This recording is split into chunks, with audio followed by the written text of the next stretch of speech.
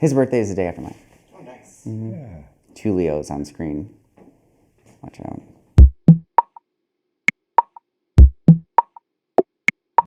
We were working on a show of my grandfather for Edgewood, and we were editing a video, and that's when Paul came in, and I met him there for the first time. I was like, he got a fro.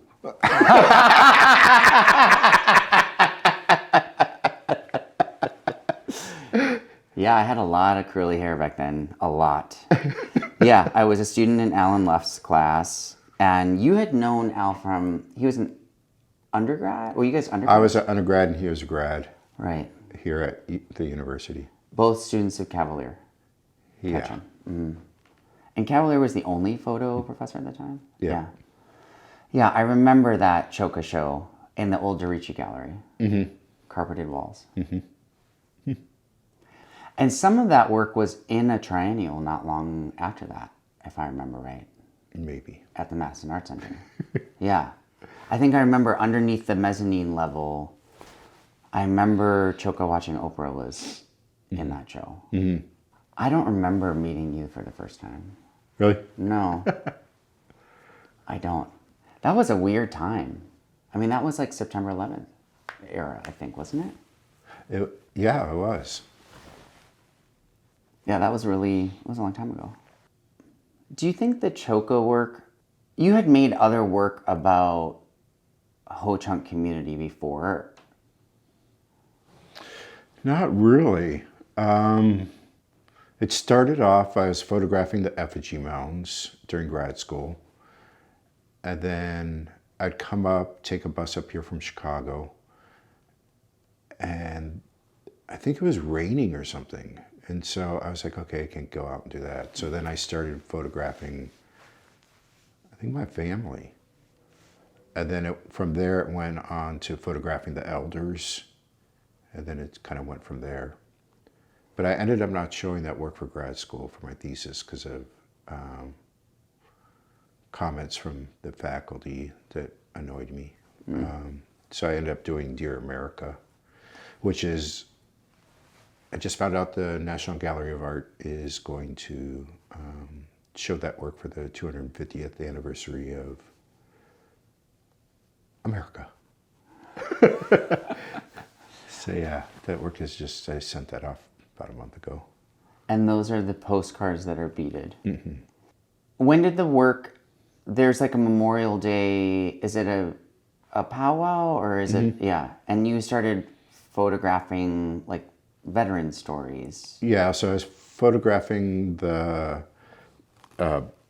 flagpoles of the deceased veterans. The families would raise their flags, and not all of them do it, but they'll place a photograph at the base of the flagpole. And so I started thinking about, of course, the kind of fraught relationship that Native Americans have with photography. And with that, I thought about how the families were choosing how they wanted their deceased relatives represented. And so I started documenting those. And I started that, I think, in 99. And so I've been doing those every year since. So there's a huge archive of those.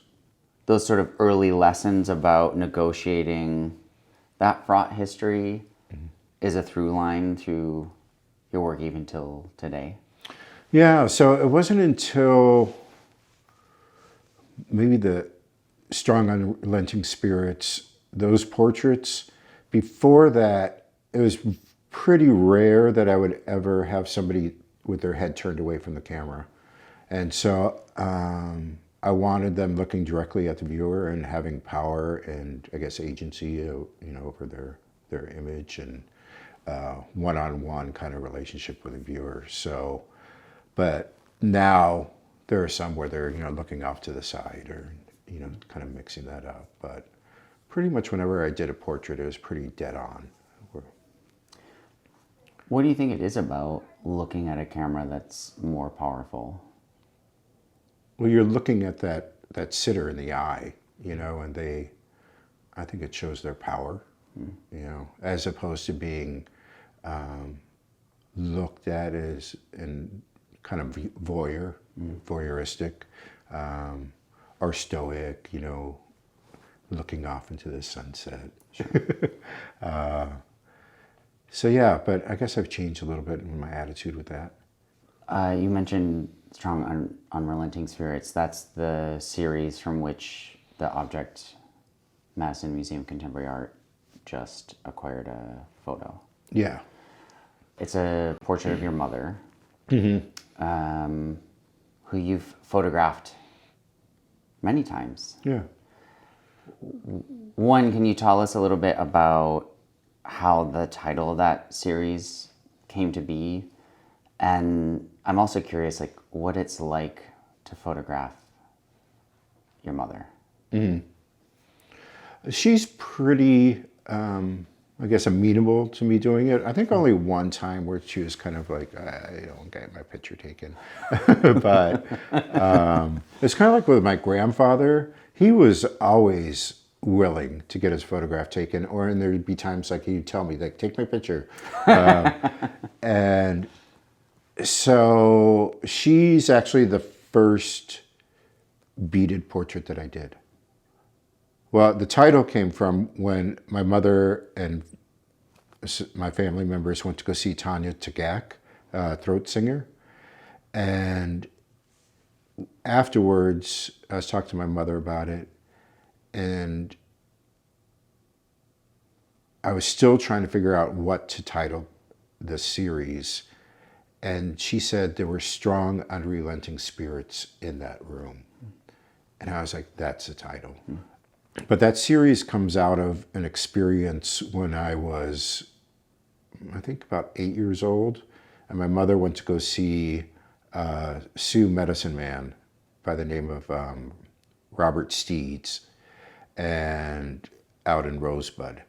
We were living in Minneapolis at that time.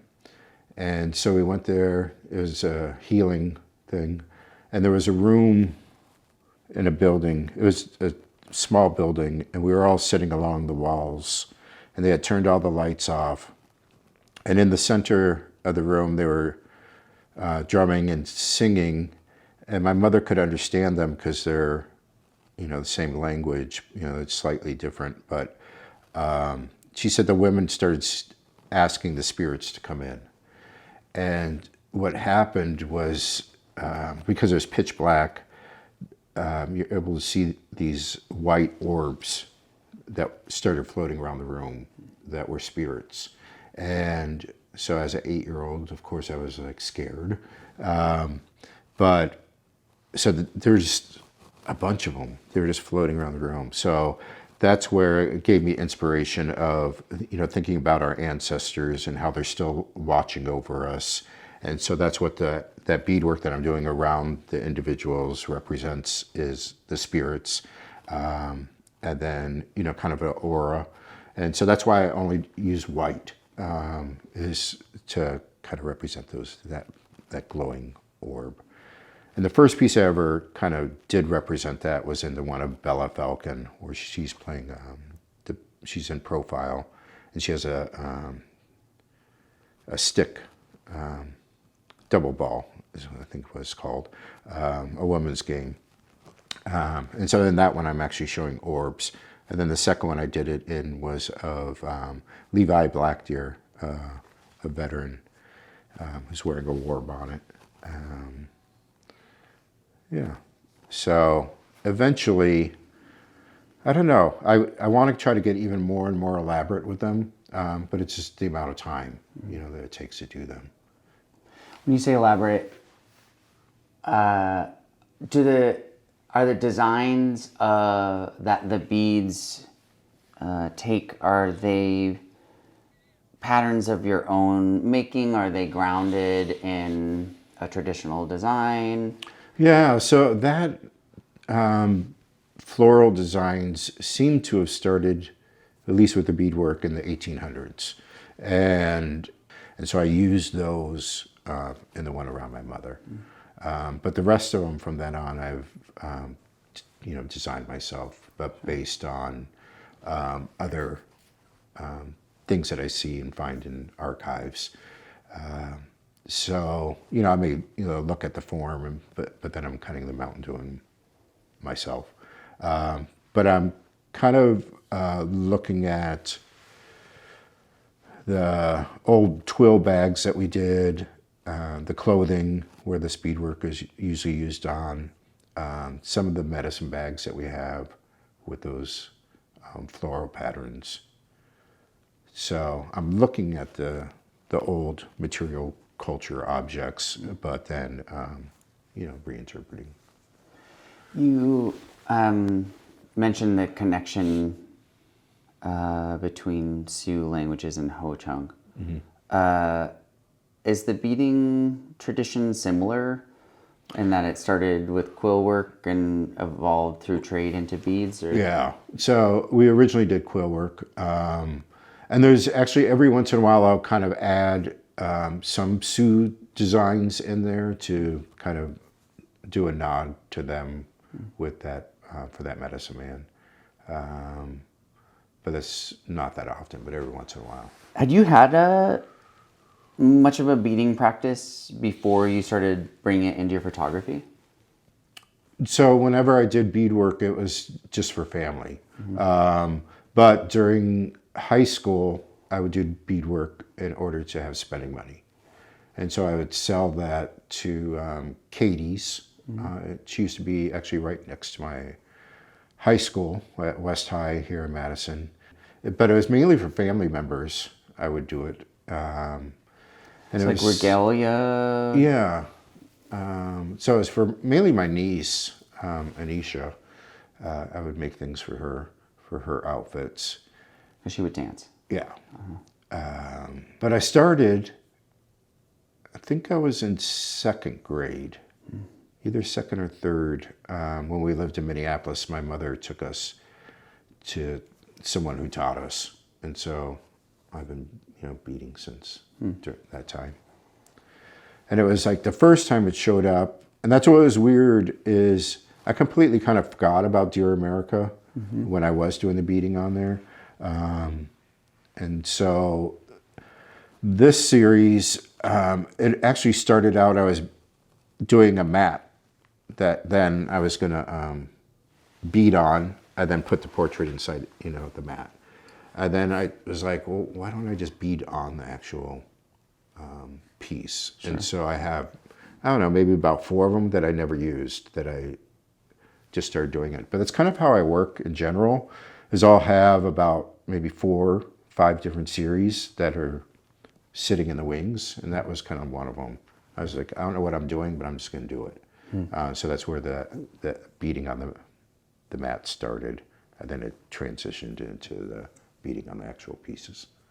When I look back and sort of see how my own practice as a photographer evolved and your influence on it, I recognize this dialogue with the photograph as both image and object. And there are times when I think you're leaning into an exploration of the photo as image, leaning into it as object, and then sometimes there's this combination. Are you thoughtful about that? Or are you curious about that, or does it just sort of happen?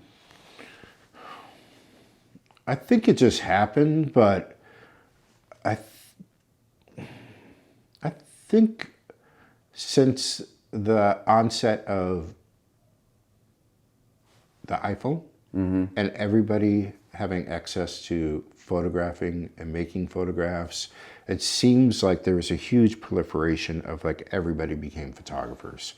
And it's even applying for shows. It's just, during that period, it was just like crazy, I think. And so kind of taking it and making it my own and making it something new, it plays a part in that too. But it's also about identity, so it's like, how do I kind of put that rubber stamp of Ho-Chunk onto the image? But I don't know if I'm like consciously thinking of the object, I guess. Sure. Yeah. Would you say that, like, that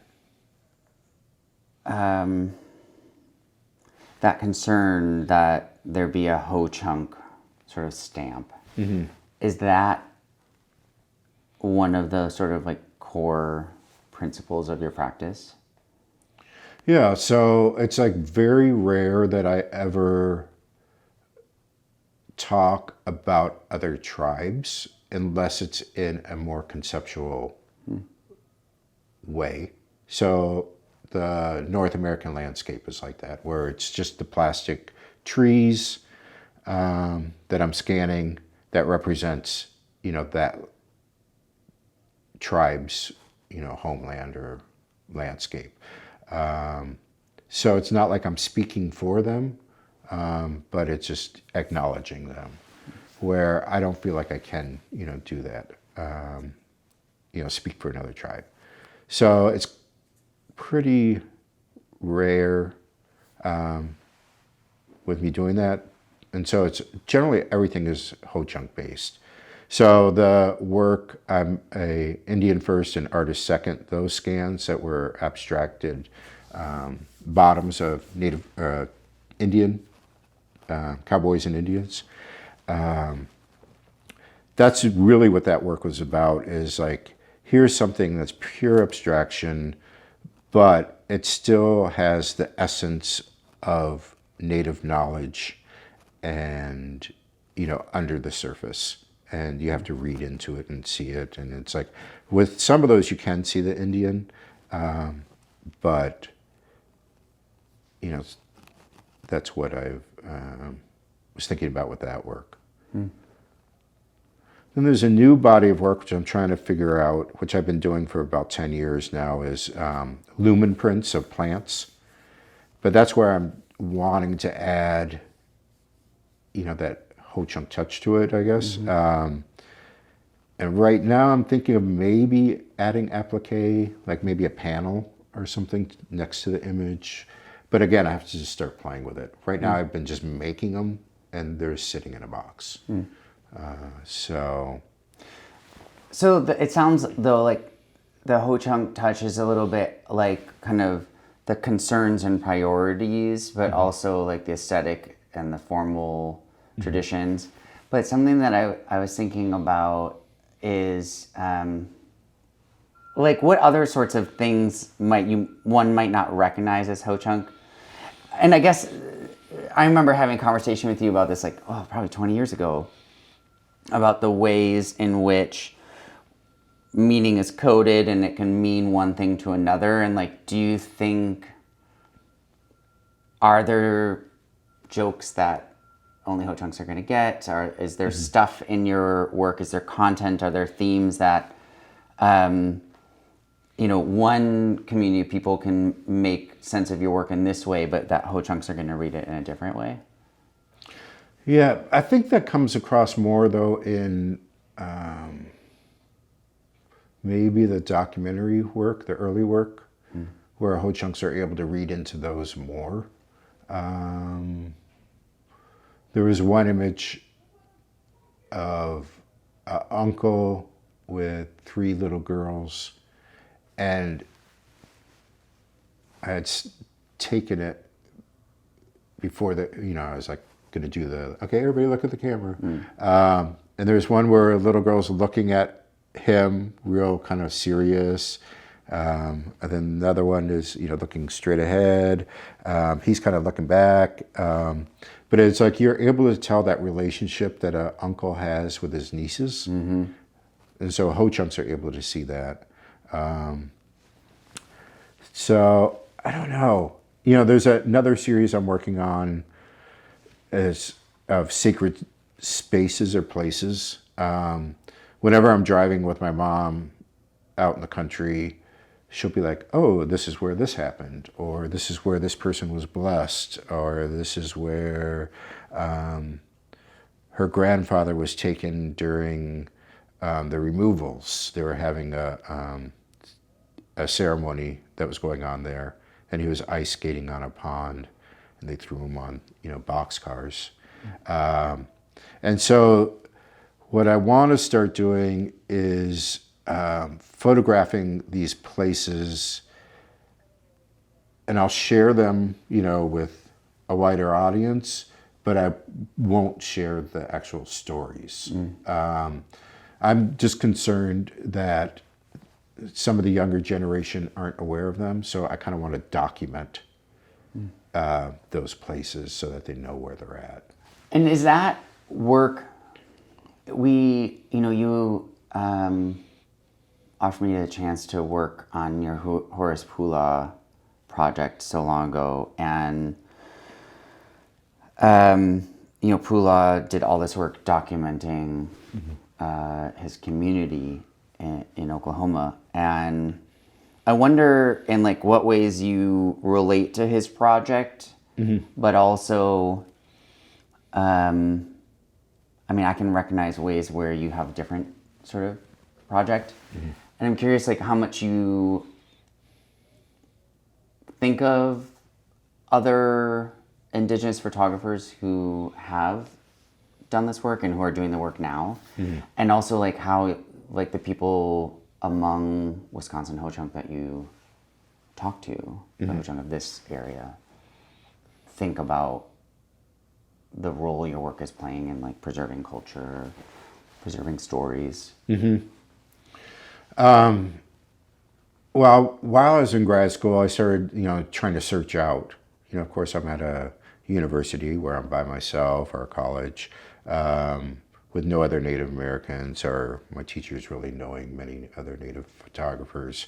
So I just started looking through books, and that's when I came upon Horace Pula, and I was like, oh, he's doing exactly what I'm doing. And that is pretty rare. I think even today, the only one that really pops in my head is Brian Adams, Alaskan Native, where he's really photographing his own community. And again, I think it's because of that relationship with photography that a lot of people are concerned about how they're going to be represented. And so a lot of them are not even photographing their own. You find a lot of Native photographers who are photographing themselves, but they're not really doing any community work. Well, I guess I'm curious too, how Ho-Chunks in your community are thinking about your work, and what that means. And I'm also, as an extension of that, curious, what does it mean for your work and this image of your mother to be in a contemporary art museum just, down the street from here? Yeah. So it has always been, I guess, my mission to get our likeness, our image into museums. Because as a child, I was always looking in books and trying to find things that represented, at that time we were called a Winnebago. And I'd look in the index and be like, okay, anything? And it was so rare that even just objects were in there. And so I want other Ho-Chunks to be able to walk into a museum and see themselves. And it's so wonderful because there are times when people get a hold of me on Facebook and it's like, oh, I saw this there. And so that's why it's so important that my work does get into museums, because that's where they're going to be preserved and, hopefully on view. But yeah, so that's kind of, like I said, my mission is to get the majority of these things into museums. I'm curious, you mentioned that there aren't that many other Native photographers documenting other members of their communities. And so, and you said that you were looking at other, artists where you could, but you also, when you were in grad school, there were a lot of photographers making images of their immediate friends groups. There's, Nan Golden and that whole crew. Were you looking at other artists who weren't Native, and did they have an influence in how you developed your portraiture practice? What I remember is Chris Vereen. I think he lives in Indiana. He is photographing his own family and community. That's the only one that kind of like sticks out in my head. But of course, Nan Golden photographing her friends, and Tina Barney and Larry Sultan are all making these photos of family groups and friend groups. yeah, It was just like there is the language of photography at that time, maybe. exactly. Yeah. Yeah, and Tina, I don't know, it seemed more like the rich Yeah, oh, well, for And- sure, yeah. and the commissions. And, Yeah. You know, so, yeah, I'm trying to like jog my memory of going back to that time. Which is kind of interesting because, like, I think, you know, Tina Barney's work is so much about the history of painting and portraiture. And your work also is very much about the history of, I think, in many ways, the history of how other people have pictured. I mean, that's sort of where we began our conversation. It was like this awareness that other people have captured the likeness of Native Americans. And I think that language that used to be so common with like how we talked about making a photographic image, like capturing, shooting, really reinforces like the kind of traditional mindset of how photographs were made. And maybe I think a distinguishing feature between you and Barney is the way in which it's clearly evident in the image that the sitter is a participant in the construction of the image. And also, you know, my professor was Delwood Bay, so, you know, he is photographing, you know, his community, and so that was a big influence. What do you think? You mentioned like it's important for people to be able to see the work in a museum. Do you have? And there's been so much work done in the last 10, maybe 15 years around collections of what I'm sort of uncomfortable with the word artifact, but handmade objects, baskets, beadwork, ritual objects in museums and being kind of locked up and not accessible, or they're coated in arsenic and you can't touch them. And you've done a lot of work documenting Ho-Chunk baskets in particular. But it's interesting to me. It's interesting to me how right now, kind of like, again, to use a fraught term, the kind of fine artist seems to have perhaps more agency over determining where an object they make is going to land and how it's going to be used, that we don't see with what, like, you know, we often call like a craft or a craft object.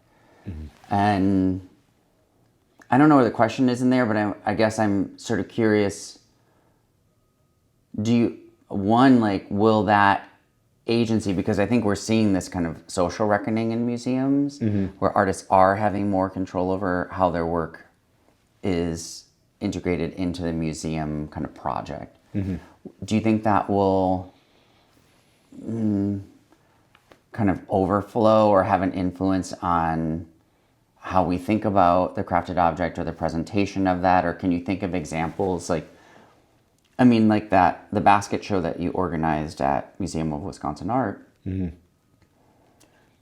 It's very interesting to think of those objects in a museum that is not usually showing that kind of object. Yeah. Well, that's one thing that I respect them for, is when they first opened that museum, when they built the new building. I've brought it up before, but they just had a wooden bowl that was Ho-Chunk that they borrowed from Beloit College. And I was like, damn, you know, they're doing it. and they're looking at things differently. And so the fact that they just showed a wooden bowl, I had a lot of respect for. And so the same with this, it's the first show that there's ever been of Ho-Chunk baskets in a museum. And I guess dealing with museums, though, it drives me a little crazy. When I was working at the Museum of Contemporary Photography, I was doing a show with Dorothea Lange's work. And so I was doing a lot of research at that time. And in a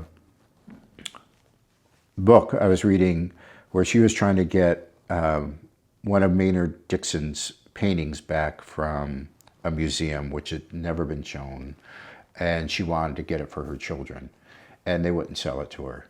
And the way she described museums was that they were morgues. And, you know, it's like they're just taking the stuff and they're like putting it away into a vault. And so I see that happening also, which drives me crazy. But that's why I also have decided to do multiples of the beaded pieces. So I'm doing 5 of each. Because what happened with the show I just had at MOA of my own work, the show traveled to St. Petersburg to the Museum of Fine Arts. And the Minneapolis Institute of Art owned Dear America, a set of that series. And they wouldn't loan it again for the next show. So I had to redo it. But I find, and that's what's so hard with photography, is they don't want it out in the light for a long time. And so I think about that too, of like, okay, what's going to happen over time? You know, are these things going to fade? Are museums going to loan them out? So I've decided that I'll let other institutions know who has the other pieces so that they could, like, okay, you loan it now or put it out there. But that's not my only concern, is that they may get stuck in a vault somewhere.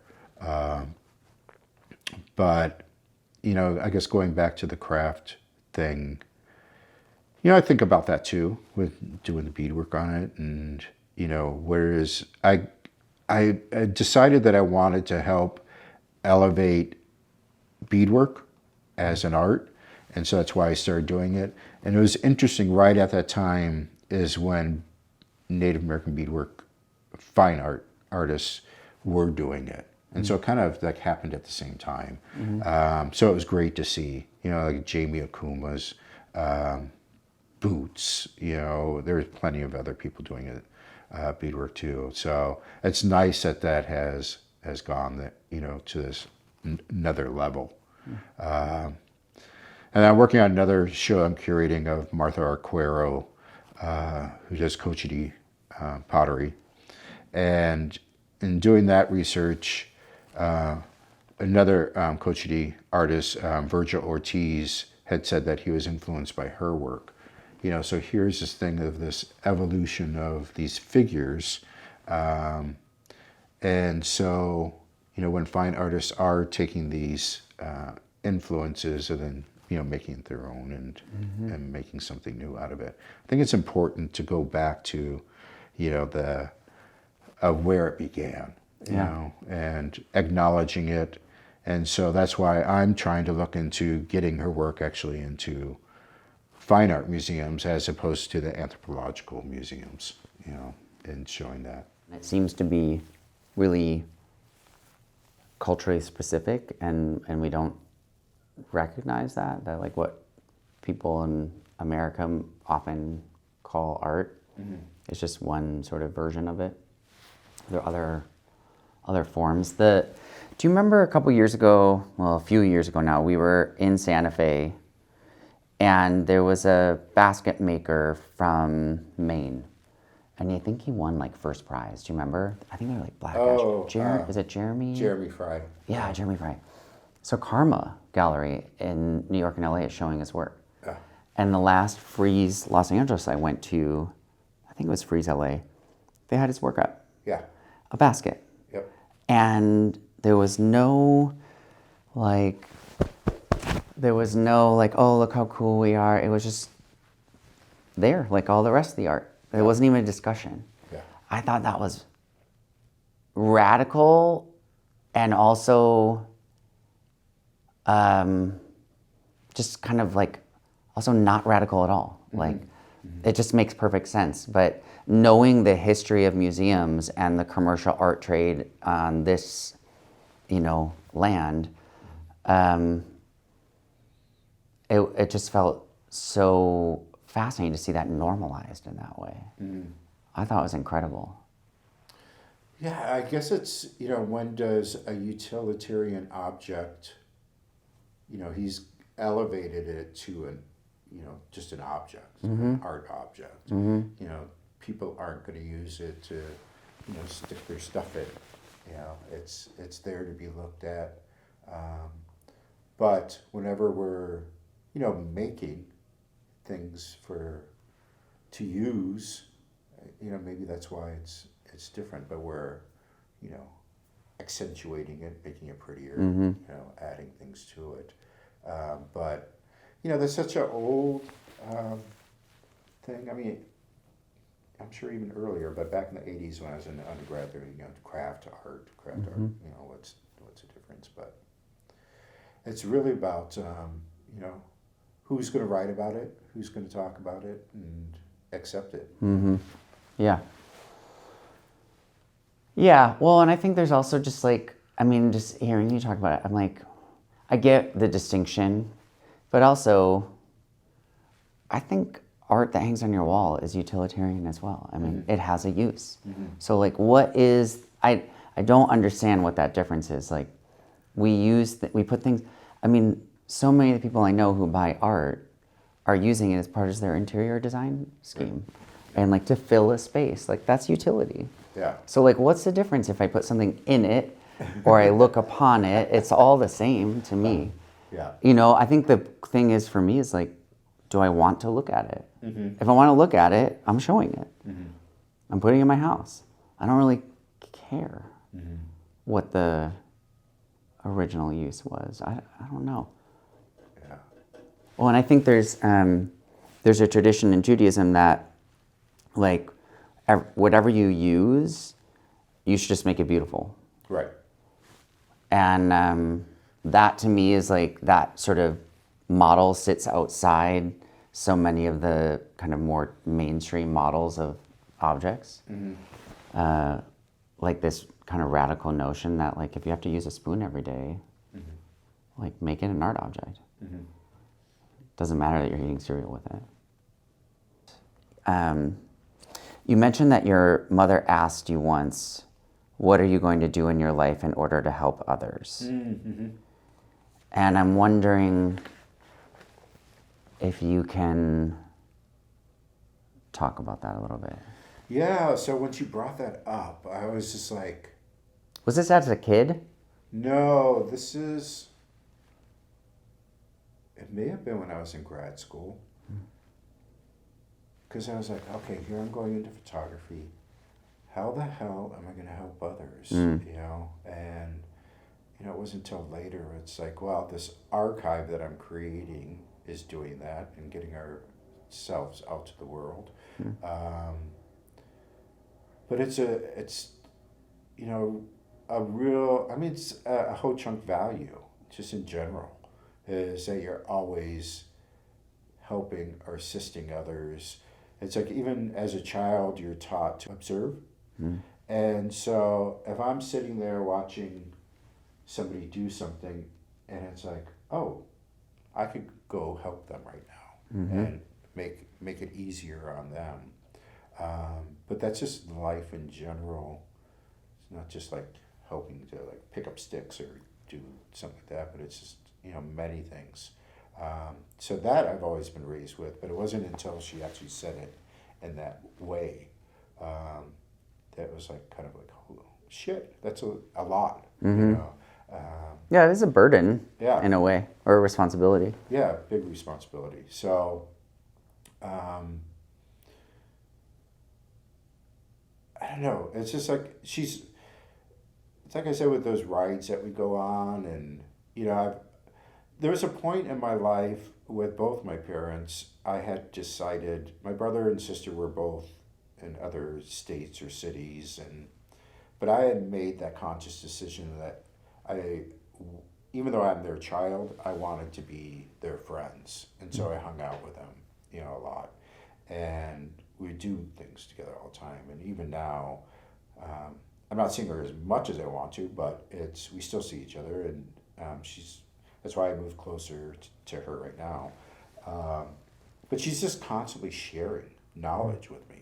And like I said, when we were going for rides, there's always something there. And if you really look at all of my work, she has touched it in some way, or it's a story she shared with me. And so that's why with that new work, the sacred places is directly from her. And it's even the marker trees, from that early work. She's like, oh, I want to show you something. And so it was something that her uncle and Ho Chunk Wei father showed her. And so then that's where I got into like really searching those out and looking for them. And I still need to do more. But yeah, her influence on me just as a person and the artwork is major, and it's maybe something I need to sit down and really just think about of like, okay, this is from her, this is from her, this is from her, and each of the photographs. But it was even in undergrad, I had dropped out for a semester, and she was in school at the same time I was. And I was working at Bagels Forever, getting up at 3 a.m. to go make bagels. And I was like, okay, I can't do this. I have to go back to school. And I was like, if she can do it after raising 3 kids, and then my niece Anisha came, and she was taking care of her at the same time, and she ended up getting 2 masters, and then her law degree. Her power and strength, has kept me going and motivated. And she's done so much, for our people. And she was the first woman president of the tribe, and she just got a award from the Wisconsin Academy as a fellow. And somebody's writing a book about her right now, about her time when she was president. So, it's big shoes to fill, but she's amazing, and is constantly. I mean, my whole life she's always been helping people, and so that's where that kind of comes into that original question you asked. She's cool. I always like seeing her. She's cool. She has good vibes. Yeah. Well, she's just always, on the move. Mm-hmm. A year ago, she finally retired as she was a judge for the tribe at 83. And at that point, she's like, well, should I renew my contract or not? And I was like, no, just enjoy life, go and do things. Well, what am I going to do? She's constantly going. Yeah. She just started a library for the tribe because she was concerned about how people were banning books. And she's like, this knowledge is going to be lost if this continues in America. So she's like, I want to start our own library. And so that just opened up this past month. Yeah? Yeah. You got enough? Do you want to do a wrap up? I don't know. Like just a thank you. Oh, yeah.